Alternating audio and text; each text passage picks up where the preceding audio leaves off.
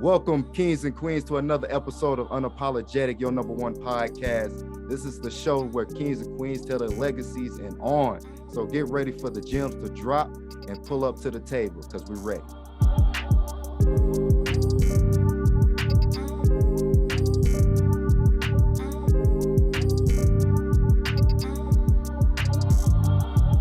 Welcome and welcome back, my people. We are back with another episode right here on Unapologetic, your number one podcast. You already know, man, we in the Z.G.E studios. It feels good to be back. Was a little under the weather, but you know, we already strong, ready to go. Today we have a very special guest, man. I've been talking with her for about 6-7 months, seeing how she's been working. She's been working hard. I'm talking about stupendous. Give it up for Miss Arisha Coffee, the owner of Training with Dogs. Well, how you been, baby? Hey, I'm doing well, very well, busy, but well. Oh, busy is good. I thought busy. Remember last time we talked? Busy is healthy. Busy Yeah. is good. Yes. So out of what the past 2 years, you know, during the pandemic, you know, everybody has came out with their own style, with their own legacy, and it's amazing how you started yours in 2020. I want to say Yes. 2020. Yep. You started, you know, with the feet on the ground and the head to the sky, and nothing stopping you. And Right. that's beautiful, man. That shows that you're passionate, aggressive about what you're doing. But I just never really thought about how big it is to train just canines, you know, especially for uh, veterans and people with disabilities and whatnot. But when I've spoken with you, I want to say at the Wink convention we was at, that was nice. I've met your dog. Your dog is so well behaved. It's almost like I was looking at a human. You know what I'm saying? Like it was kind of creepy a little bit. Like she understood what I was saying. I love it. I'm like, my dog don't even. Come on, man. How you do this? But See, with all that going on, how you got started in 2020? How was this like? Oh, I want to, you know, become this dog whisperer. yeah. So actually, it was March of 2021, Oh, and yeah. okay. So I was sitting at the table talking to my siblings, and I thought, you know what? I might want to start a business. I might want to start my dog training business because I've had so many family and friends over the years ask me questions about, dogs. And I've just had this knack for dogs since I was a child. So I decided, I had the thought, and I was like, I'm going to start it. I'm going to see how it goes. As nervous as I was, I felt that frog down in my throat. Like, I don't know how people are going to receive this, but I'm going to put it out there. And here I am 2 years later, and it's been booming ever since. Really? So Yeah. okay, so it became a family matter. That's what's up. You stay within, you know, the circle, the Yeah. family circle, and that's Yeah. your biggest support, right? Absolutely. Yeah. Family and close friends are my biggest support. And it actually happened during COVID. And we were doing like our gatherings where we Right. meet on a social media site and have video chat and everybody's there and we're saying, hey, how you doing? Sending little pics and little and stuff. And then so we were just talking about how we're going to progress in the next year and how we're going to, push forward and really pursue our dreams and goals. And that's what I put out there. Wow, you manifested. You talked that Absolutely. in existence, and it's been booming. Yeah. And you know, I have a few questions with that. Like you said, you've been all your life you've been into, you know, canines, working with dogs and whatnot. What else have you been trying to accomplish with like training dogs? Have you been trying to work with law enforcement or military or any type of organizations like that? Yeah, so I have more recently started working with veterans.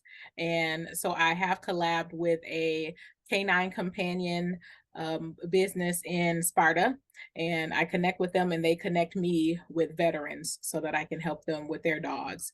I'm also looking into in the future getting certified as a service dog trainer so I can better serve our veterans in our area and those who are looking for service animals.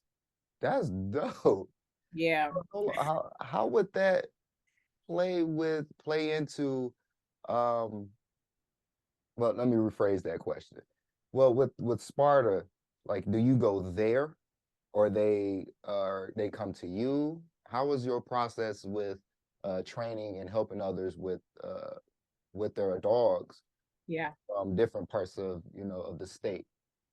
Yeah, so the Canine Camo Companions is an organization that helps veterans, and they, give them so many resources and support. So they have a list of dog trainers who they connect with and connect veterans to. So I have Hmm. clients from Muskegon, surrounding areas. I have gone to Sparta for a client, but it's all around in Oh, Michigan, okay.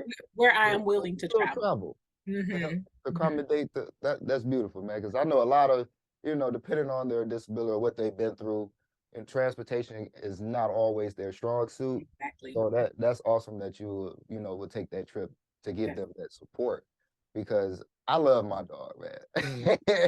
It's like I another, didn't know you had a another kid, dog. man. You feel me? That's a part I of love that's it. part of the family. Even though, Yeah. you ain't really gotta pay attention to them as much as a kid, but Mhm. that's still a part of the family. So Absolutely. I love how you combine, your family orientation with your business, along with, everybody else that you would like to help out. I can see the connection now. I did that for at first, but that's Yeah, dope, man. I love it. I love it. And definitely. so I want to get to a few things I did my research on, because you're a very intelligent individual. Well, And you have some accolades, girl, like going to Stratton University, yep. So tell us about that. Did you go to college to start this, or you went to college for something totally different? So crazy. I went to college for fashion marketing, merchandising, and management. And that was, yeah, Right, Northwood that's a whole University. I know. Shout out to Northwood University. I would, yep, for fashion marketing, merchandising, and management.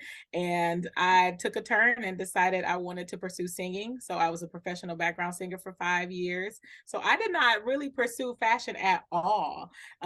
So I did professional background singing for 5 years. And then I started my family, did youth directing, worked with youth a lot, with my church and another church. And then more recently, I just decided I am going to start my own business and work for myself. Oh, Here I am. I never would look. I didn't know that. Yeah.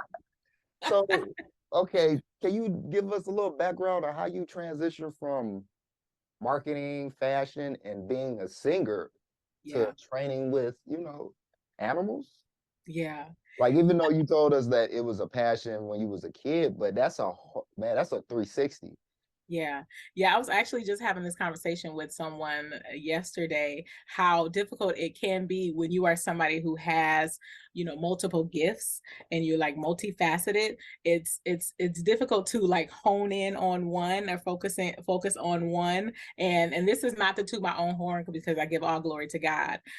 But God has given me many gifts, and I use those gifts as needed, or where that passion or desire comes in stronger, then I just go for that.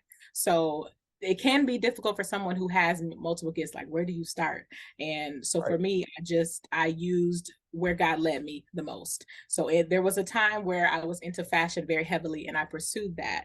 And when I felt like that desire wasn't there, or that wasn't my purpose anymore, I just put it down and went to something else. And then I realized also later on in life, fashion assisted me with other gifts. So pursuing it in the beginning in like 2005 Mhm. assisted me with being able to put together things and be more colorful with ideas and plans now with my own business. So So they're kind of like a stepping yeah, stone.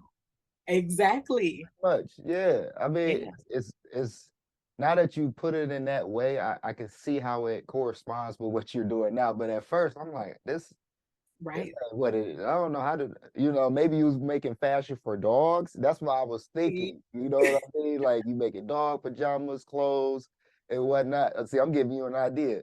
Wrong. Right. Absolutely. That'll be awesome, man. But Absolutely. okay, so I get that. So after you graduated from the university Yes. and you started your family and whatnot, where did you start off like getting into training canines? Like, did you first get like a certification, or were you always in that type of environment? You just learned from a mentor? Yeah. So as a child, actually, I used to sit at the dinner table reading my mom's encyclopedia set, and I stumbled on dogs, and I noticed that they were like, I Me. know hundreds of dogs in this encyclopedia. So I'm sitting here looking at all these different dogs, and just I'm infatuated with it. And that's where I really started my passion for dogs. And my mom allowed us to have several dogs at home growing up. So I worked with dogs. I had that time. We didn't have social media and all these other distractions to take up that time. So I really sat and figured out, well, how does this dog work? What happens when I do this to this dog? Okay, they will sit if I do this. So I just learned behaviors of dogs at a really young age, and I kept it going throughout my adulthood. And then my family and friends just noticed, like, you are really good with dogs. Well, what do I do with this? Come over and teach me how to do this.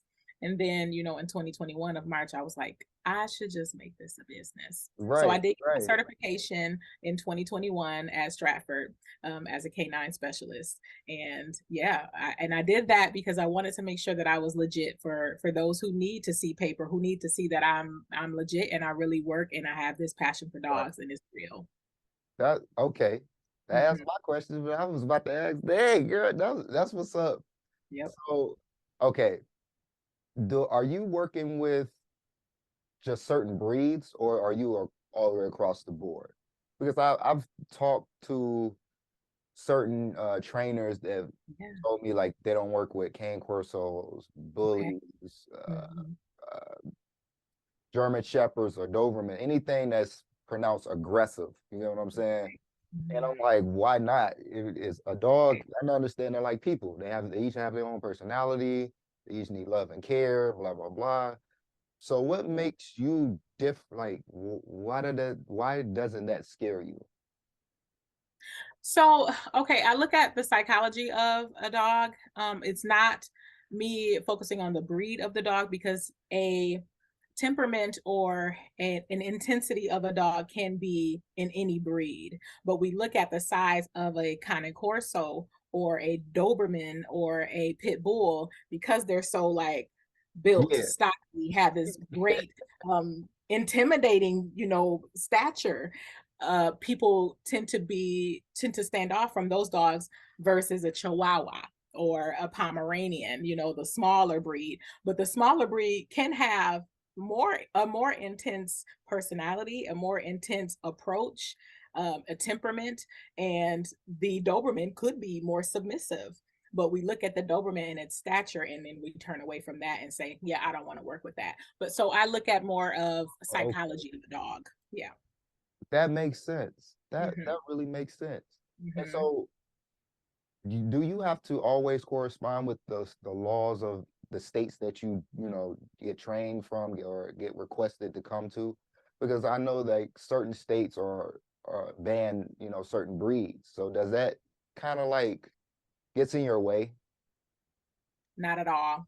Not at all. I don't pay attention to any of what other people say about dogs or breeds. I really focus on how I can help a family, a specific person, and their dog. So any breed, any size, I'm not turned off by. Any behavior issues, I'm not turned off by. I'm really just looking at how can I assess this situation and help this family or this specific person with their dog. Because a lot of dogs, a lot of people really don't know or don't have that information about dogs as a dog trainer who has spent that time to learn or to hone in on that craft. So I'm really passionate about that.